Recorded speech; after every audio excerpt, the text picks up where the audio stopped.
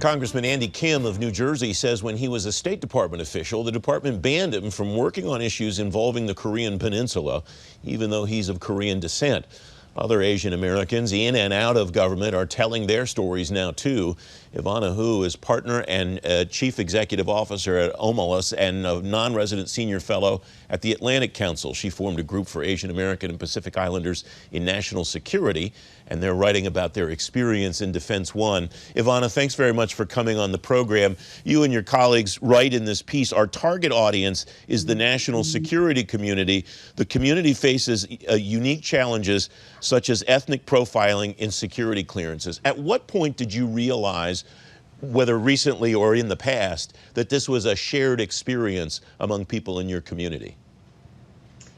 Thanks for having me on. So I guess for me personally, I've been experiencing the much milder version of ethnic profiling or racial profiling for the past couple of years, but it really intensified the past 2 years, especially given COVID and this turn from countering extremism to great power competition. And so we actually had a group of people on that, and we would just kind of complain to each other. But then very slowly we started to realize, especially since a couple of them began to actually run into problems with their security clearance processes because they were born in China, for example, but came to the US when they were 2 months old, that they couldn't get it renewed or that they simply just didn't hear back.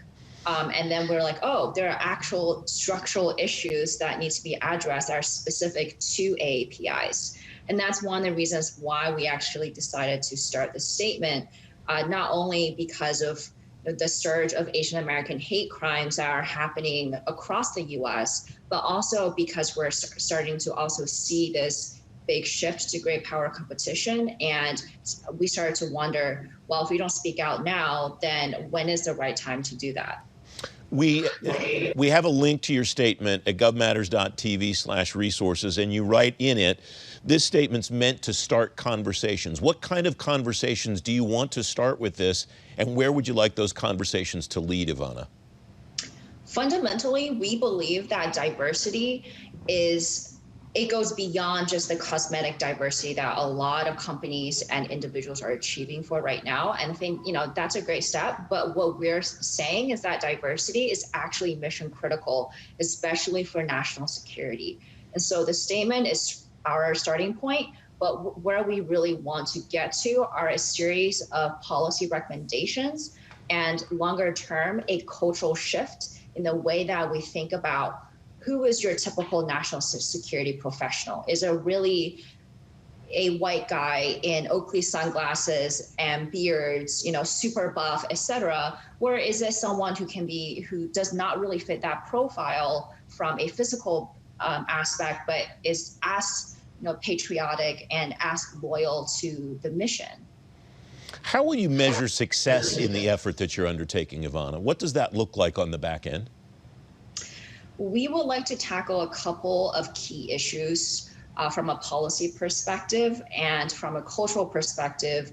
We are tempering our expectations a little bit, and we want people to be more open, and more importantly, we want to be looked at as any other American without having to prove that we are loyal, if there's no CI concerns or anything like that. And so that's where we want to get to. But from the policy recommendations in the next 2 to 4 years, especially under the Biden administration, we really want to tackle security clearance concerns, assignment, restrictions, especially at the State Department and USAID, and ultimately also trying to bring back the Lodge Act for Special Forces community. Secretary Blinken has indicated that he's open to this kind of conversation. What will indicate to you that there is action coming behind the words? Internally within various departments that we have talked to, and this is not just about state departments, it's also about DOD, DHS, et cetera, is ultimately we actually want them to work with us to say, hey, we understand that you have given us a list of policy recommendations and how to implement it, but we also want to sit down with you so that you can understand where we're coming from and how much political capital we actually have to push the even 1 to 2 of the recommendations across, whether that's through Congress or that's something that's being done internally within the department. We just have about a little bit more than a minute left. Who are the people that you would like to see involved at state and USAID and DHS and the Pentagon and so on that can effectively initiate this change? Not just the secretary at the very top level, executive level, I imagine. Yeah, definitely. I mean, there are great diversity task forces that have been set up at each of these agencies so far. So we will continue to work with them, but we also want to work at more of that mid-management level of each of the departments to make sure that we can also help drive some of the cultural and the implementation aspect of it. Evanna, thanks very much for coming on. I appreciate your time today. Yeah, thanks for having me.